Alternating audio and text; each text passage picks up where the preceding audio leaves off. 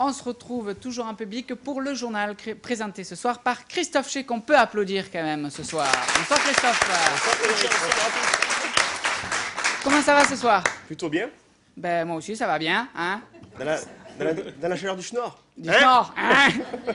Allez, avant de vous passer la parole, les titres qui seront développés, le salon artisanal de Quessargues, le gala taurin qui s'est déroulé ce week-end à Lunel, l'exposition de l'artiste photographe Karima qui débute demain son exposition à Latria et les invités ce soir. Et des invités ce soir qu'on retrouvera en fin de journal pour évoquer la grande soirée qui se déroulera le jeudi 27 novembre à l'Institut Vatel, Johan Lasserie, ainsi que Manon et Corinne Sanson qu'on retrouvera en interview à la fin de ce journal.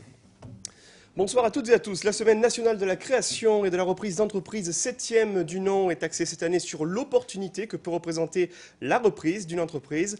Initiée par l'Assemblée permanente des chambres de métiers et les chambres de métiers de l'artisanat, cette semaine se déroule jusqu'à jeudi. Elle propose des forums, des journées portes ouvertes, des tables rondes ainsi que des visites d'entreprises à l'attention des porteurs de projets. En Languedoc-Roussillon, l'accent a été mis cette année sur l'accompagnement personnalisé qui permet d'associer conseils et formation afin d'augmenter les chances de réussite des projets de création, de reprise et de transmission d'entreprises artisanales. À Nîmes, de nombreux acteurs concernés par cette démarche se sont retrouvés dans le cadre d'un forum qui a permis de mieux décrypter le profil du département du Gard en la matière, des chiffres et des perspectives dans ce sujet signé Alain Mellon. La Semaine nationale de la création et reprise d'entreprises a débuté le 20 novembre. La Chambre des métiers et de l'artisanat du Gard a organisé à cette occasion un forum.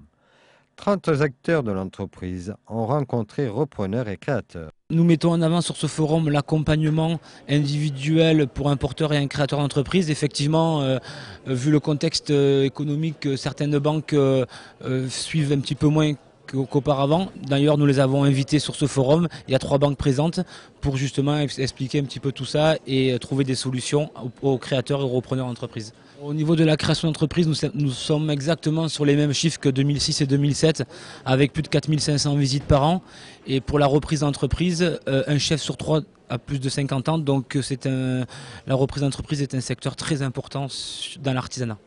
La Chambre des métiers et de l'artisanat gère 500 secteurs d'activité.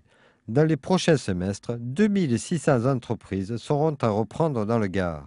Le financement est un point important dans ces démarches. Banques et chambres des métiers ont chacun leur méthode pour aider le futur repreneur ou créateur. On n'a pas changé notre approche par rapport à l'étude de nos dossiers. Il y a 3 éléments qu'on regarde essentiellement. C'est le produit et le marché, l'adaptation produit-marché. Là-dessus, c'est le repreneur ou le créateur d'entreprise, c'est-à-dire sa capacité à gérer une entreprise, sa capacité à gérer du personnel, son professionnalisme tout simplement. Et la 3e chose qu'on regarde, c'est bien sûr le financement, c'est bien sûr la partie financière avec la viabilité de l'entreprise à court terme, à moyen terme, à long terme, la capacité de l'entreprise à traverser les bons moments comme aussi les mauvais. Il n'y a pas de dossier qui se ressemble. Selon l'activité, selon le domaine, selon tout un tas de critères, on va demander entre 20 et 30% d'apport personnel sur les dossiers de financement. On peut avoir des outils d'accompagnement en cofinancement pour assurer la pérennité. Donc il y a des dispositifs qui existent. On peut avoir du cofinancement soit avec la région, soit avec la CIAJ. C'est un organisme de cautionnement qui a été créé au niveau du réseau Chambre de métiers. Donc là, en fait, on partage le risque au niveau du secteur bancaire et parfois on arrive à faire valider des dossiers par un partenaire bancaire qu'on aurait eu certainement des difficultés à faire valider simplement si on avait rencontré son banquier, dire voilà, j'ai ce projet. On crédibilise à la fois le projet et surtout on assure derrière la pérennité dans le montage financier. Promulguée le 10 août 2007 sous l'impulsion de la ministre de l'Enseignement supérieur et de la Recherche Valérie Pécresse, la loi LRU relative aux libertés et responsabilités des universités fait l'objet de critiques soutenues, notamment de la part de quelques organisations étudiantes. Motif de cette contestation, d'ici 5 ans, toutes les universités pourront demander à accéder à l'autonomie dans les domaines budgétaires et de gestion des ressources humaines. Un point qui ne concerne pas les IUT, les fameux instituts universitaires de technologie, aussi qui ne seront plus en mesure de gérer les questions de budget et de formation. Tout passera désormais par les grands pôles universitaires, avec en toile de fond la crainte d'une dévalorisation des diplômes.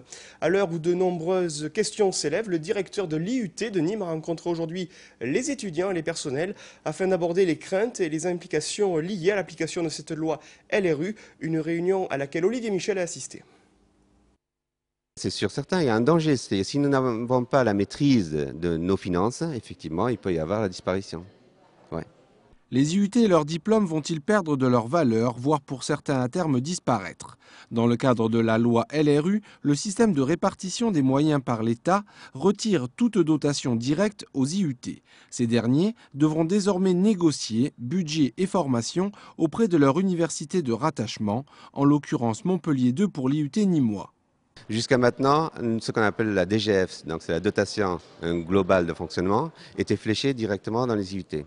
Voilà, en fonction de cette DGF et d'autres sources de finances, comme par exemple le contrat quadriennal qui venait des universités, taxes d'apprentissage, etc. Donc, ça représentait effectivement ce que nous appelons des recettes. Donc là, désormais, effectivement, dans le cadre des LRU, toutes ces sources de financement passent par les universités et ça serait au bon vouloir, effectivement, des présidents des universités que nous pourrons récupérer une partie. Parmi les garanties attendues par les directeurs et présidents d'IUT, la poursuite d'un financement à la hauteur des besoins des formations technologiques, ainsi que la mise en place d'un contrat d'objectifs et de moyens avec l'université de rattachement. Cette décentralisation pourrait également remettre en cause le caractère national des DUT, des diplômes universitaires et technologiques qui affichent des taux de réussite de l'ordre de 75%.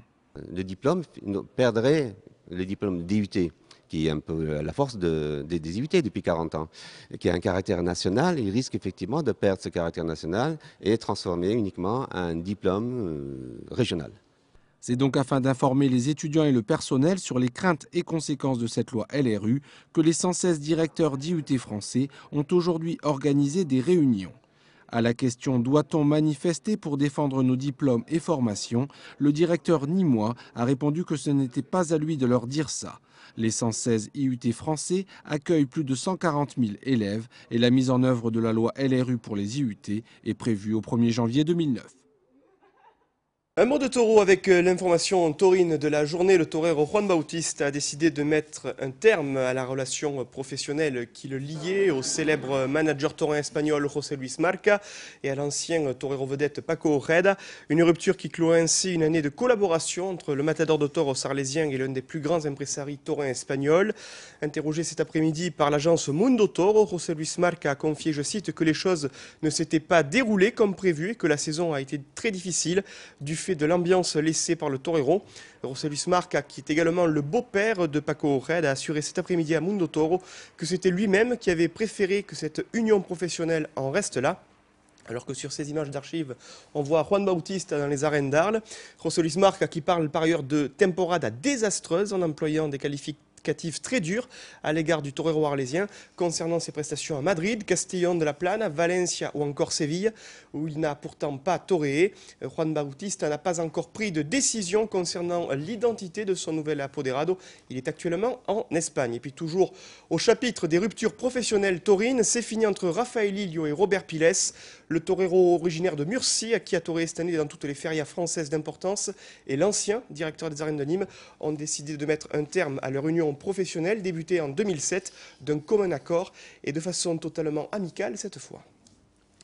Le Gard est peut-être l'un des départements français qui compte le plus grand nombre de salons consacrés à l'artisanat d'art, alors que le salon Imagine a clos ses portes. Non loin de là, à Quessargues, l'association César a lancé samedi dernier la 18e édition du Salon des créateurs d'artisanat d'art, regroupé au sein de la salle Saint-Exupéry. De nombreux artisans, décorateurs, inventeurs et créateurs viennent renouveler le genre avec une palette d'exposants toujours aussi variée.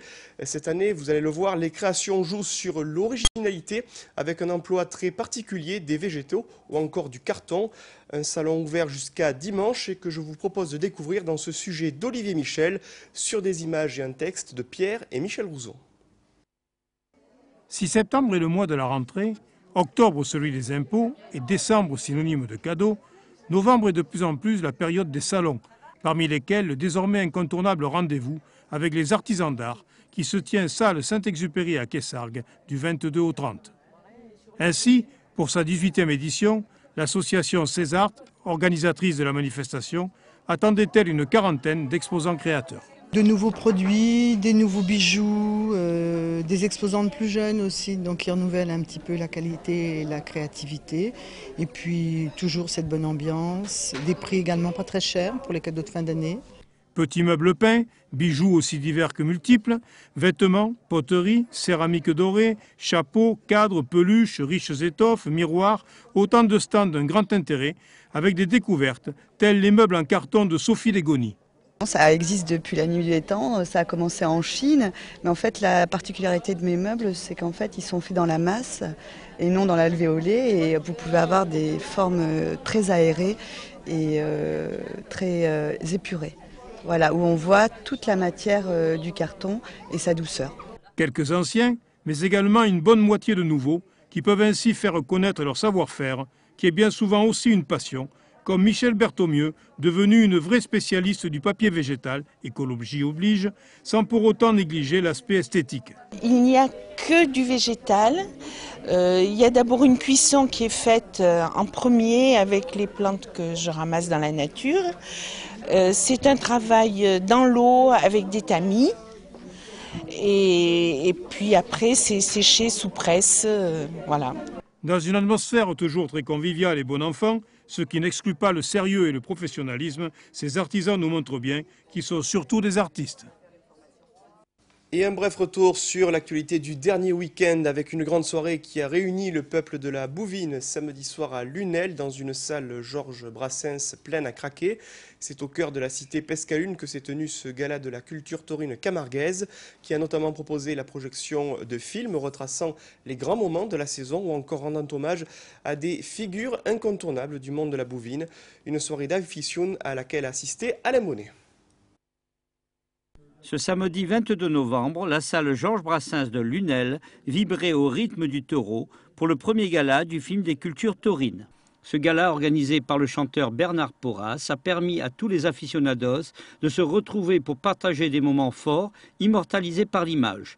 Les Tristan, les Pythagore étaient les vedettes de cet après-midi plein de souvenirs et d'émotions. Lorsque les clés ferment les portes des arènes, eh bien nous, en contrepartie, nous ouvrons celle des salles, qu'elles soient de spectacle ou de projection. Et nous avons le plaisir de pouvoir faire régaler et faire partie tous ces gens, parce que je vous rappelle que l'entrée est gratuite et ça permet de garder le contact avec les réalisateurs, bien sûr, et puis avec le public. Voilà.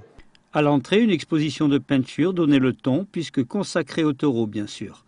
La tradition du costume était bien présente avec des belles arlésiennes que les fifres et tambourins auront fait virevolter.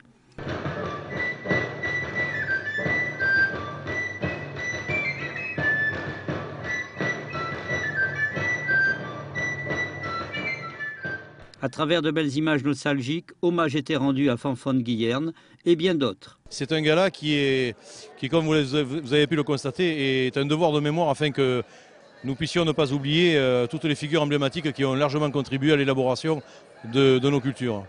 Notamment, je pense à Mademoiselle Fanfan Guillerme et cet hommage si poignant qu'on a rendu à Robert Marchand sur scène. Ce premier gala se clôtura par un duo improvisé entre l'amoureuse de notre belle Camargue, Régine Pascal, et Bernard Porras. Cette première édition risque d'en appeler d'autres. C'est ce que souhaitaient tous les Lunellois à la sortie de la salle, ravis d'avoir parcouru par l'image des moments forts en attendant la prochaine saison taurine. Tout le monde n'a pas pu rentrer. Pour nous, c'est une réussite. Et de toute façon, l'an prochain, on table sur 2 voire 3 jours, comme il était prévu. J'ai eu un mot d'encouragement de la mairie, donc à mon avis, l'an prochain, ça va se faire. Dans tout juste un mois, ce sera la fête de Noël, l'heure pour certains de finir l'année en beauté, de préparer le nouvel an. La photographe nîmoise Karima M n'a pas attendu décembre pour penser à 2009. Après son calendrier 100% féminin, Karima proposera dès demain une exposition dédiée à 17 personnalités masculines nîmoises dans les salons de l'hôtel Atria. De ces rencontres, la photographe a choisi 12 portraits qui illustreront son traditionnel calendrier, une création tout en noir et blanc. élan qui permet de relier des Nîmois venus de différents horizons, mais qui ont comme dénominateur commun le fait d'être des hommes de cœur, comme le rappelle Karima M.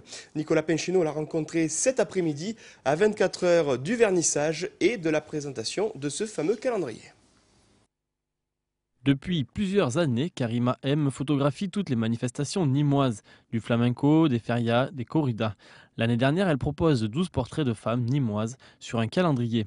Très sollicitée cette année, elle a donc décidé de donner une suite en proposant un calendrier avec pour thème 12 portraits pour 17 hommes au cœur de Nîmes. J'ai été vraiment heureuse parce que j'ai rencontré beaucoup de profondeur dans leur manière de s'exposer.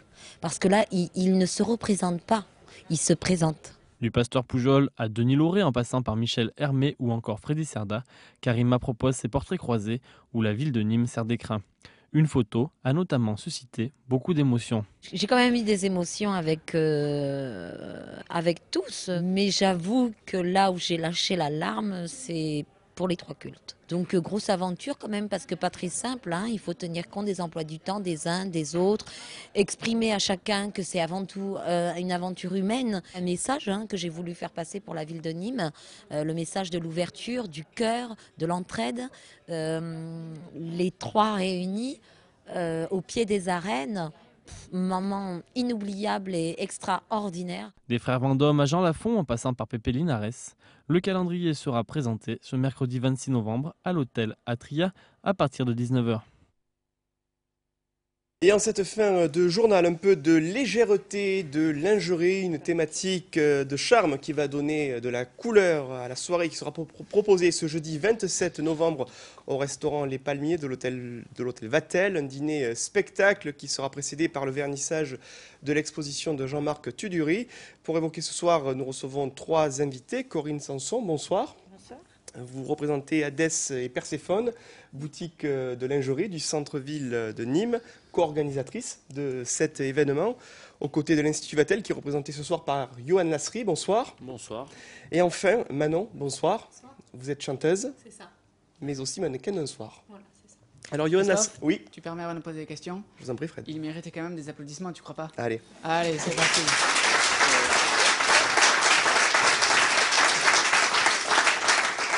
Je t'en prie, continue. Merci Frédéric. Alors, Johan Lasserie, un mot sur cette soirée de jeudi. Comment est né le projet de ce dîner-spectacle? Le projet de ce dîner-spectacle est né par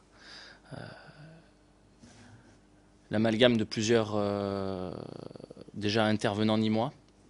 Trouver une flamme montante telle que Manon ou une boutique très connue comme celle de Corinne qui me permettent déjà par ces personnes de mettre en valeur mon établissement, du moins grâce à elles, et d'un commun entre tous les trois, essayer d'avoir une osmose qui permette aux personnages qui vont venir nous visiter ce soir-là de rentrer dans une soirée qui aujourd'hui n'existe pas à Nîmes et dans le Gard et qui est une nouveauté. Et vous souhaitez qu'elle s'inscrive peut-être dans la durée?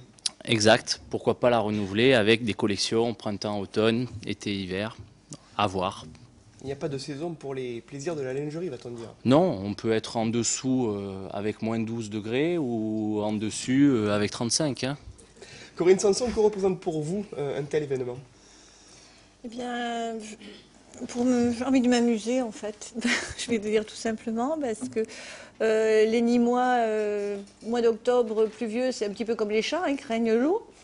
Et donc, dès novembre, on a eu l'intox des infos. Donc, le centre-ville, il est désert. Il n'y a personne. On s'ennuie. Donc, on va changer, on va revoir nos copies. Et on va avec... bon, il m'a proposé ça, c'était effectivement courant octobre. Je sais que c'est beaucoup de travail pour faire quelque chose de bien. Voilà. Bon, ben, j'ai dit on va y aller parce que les clients sont pas là, donc on va leur offrir sur place, autour d'une table, d'un excellent repas, sans doute. Épisode à la table. Voilà. Et donc on a trouvé 6 jolis mannequins. Manon en plus qui va chanter ce soir-là parce qu'on n'a pas envie de faire le défilé. On va faire une soirée conviviale et on a envie de s'amuser, ça va nous permettre de voir toutes les belles collections. Et Manon va chanter. Alors justement, Voilà. Manon, on a cru le comprendre, vous avez des talents vocaux. Quel sera très précisément votre rôle jeudi soir? Mon rôle, ce sera d'interpréter quelques chansons durant le défilé et également de porter les tenues de Marlise Decker. De quel répertoire vous allez vous inspirer? Jazz, variété internationale et française. Est-ce que ça vous plaît justement de mêler à la fois Oui, c'est une vocale et oui. visuel, on va dire? Oui, c'est une très bonne expérience. Je pense que c'est très sympathique. Corinne Sanson, la griffe de ce défilé, c'est qu'il s'appuie sur des grands noms de la couture dont on ignore parfois finalement la spécialisation en matière de lingerie. Oui, enfin moi je suis une corsetière à l'origine, hein, en fait, ça fait 30 ans que j'exerce mon métier. Et depuis quelque temps, j'ai eu un coup de cœur pour une nouvelle créatrice. Et j'ai envie de la faire découvrir parce qu'elle le mérite. Enfin, elle a eu quand même le premier prix de la création au Salon de la lingerie cette année. Hein. Voilà, donc il s'agit de Marlise Decker. Et toute la lingerie traditionnelle avec Chantal Thomas, Christian Lacroix, tous nos couturiers qui ont le mérite encore de nous offrir des belles collections. Histoire de tordre le cou à une idée reçue, il n'y a pas que des modèles féminins sur un défilé de lingerie, je crois. Non, il va y avoir effectivement 2 personnes du sexe opposé pour accompagner nos belles mannequins. Il y a un scoop, Johan? Non, du tout, non. Pas ce soir-là. Pas ce soir-là. Voilà. On va voir comment ça se passe, peut-être pour la suite. Ne touchez pas le micro, s'il vous plaît, on ne va pas vous entendre. J'ai un petit peu peur, c'est pour ça, du scoop. C'est la question qui a stressé, c'est pour ça. Non, ça doit être la question. C'est le micro qui prend, comme d'habitude. Désolé. Et moi, je vais préciser que ce soir-là, il y aura un mannequin en grande taille, qui est magnifique en plus. Voilà, il n'y a pas que des petites tailles pour les mannequins, parce que j'habille les grandes tailles aussi. Moi, je dis qu'il y a un mannequin ici qui est très très beau, vous l'avez dit. Manon, vous êtes très belle, on peut vous applaudir. Ah, merci.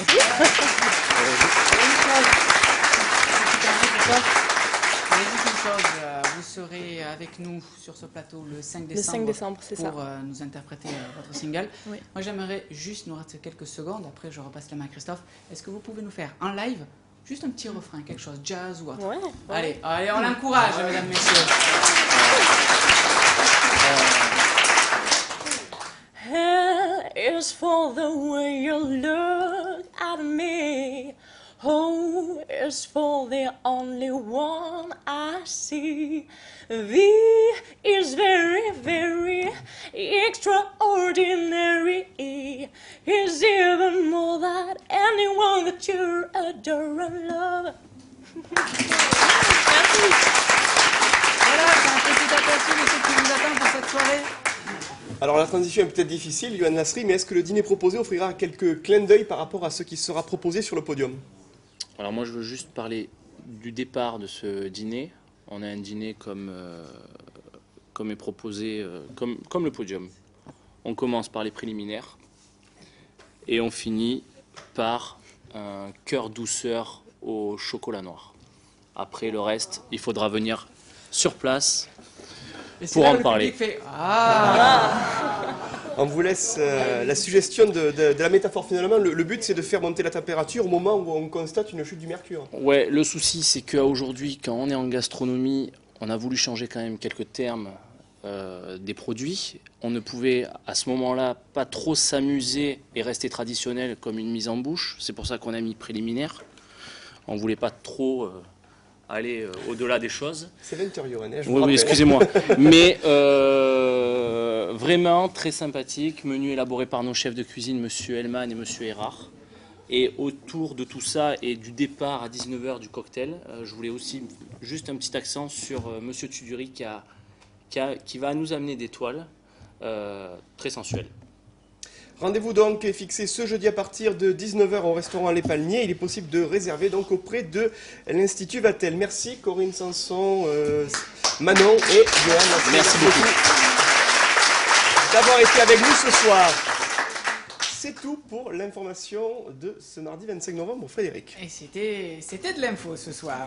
Dans quelques secondes, le carrousel, suivi à 21h par votre rendez-vous sportif Croco Hebdo, avec au sommaire, Christophe. Allez, ce soir, dans Croco Hebdo, à partir de 21h, on refait le match avec toutes les analyses sur la victoire du Nîmes Olympique dimanche dernier face à Firminy. Dans le cadre du 7e tour de la Coupe de France, les invités de Pierre-Paul Castelli aux côtés de Patrick Champ et d'Olivier Martinez seront Sadio Sankaré et Idriss Echergui. Et puis, rappelons enfin que les Crocos seront demain à partir de midi l'équipe qu'ils rencontreront dans le cadre du 8e tour de la Coupe de France de football. Le tirage au sort sera effectué au siège de la Fédération française de football par 2 anciens internationaux, Philippe Bergerot et Stéphane Guivarch. Merci Christophe, suivi bien sûr à 22h du match Firminy contre Nîmes. Merci de votre fidélité, merci d'avoir été aussi nombreux ce soir à participer à l'émission et au journal. Et on vous dit... Et Frédéric, oui. Dernier mot quand même sur les gens du Nord. Allez, je vous le laisse. Vous le savez, c'est une très très belle chanson. Les gens du Nord, on a le cœur. Allez-y, chantez-la. Ah ben, chantez-la, chantez-la, parce que monsieur est musicien, hein. Alors, allez-y, poussez la chansonnette. Vous qui avez beaucoup de culture. Non, Christophe, un petit peu, là. Non, le public est roi, donc c'est au public de chanter. On va rester là-dessus. Oh là, il s'en sort toujours avec une pirouette, je sais pas comment. Le public est roi sur Télémiroir, c'est à lui, justement. Vous la connaissez? 3, 4, allez. Alors, 3, 4. Les gens du Nord ont dans leur cœur le soleil qui n'ont pas d'or. Les gens du Nord. Et nous demain, on va avoir de la pluie. Allez, bonne soirée à toutes et à tous, merci et à demain.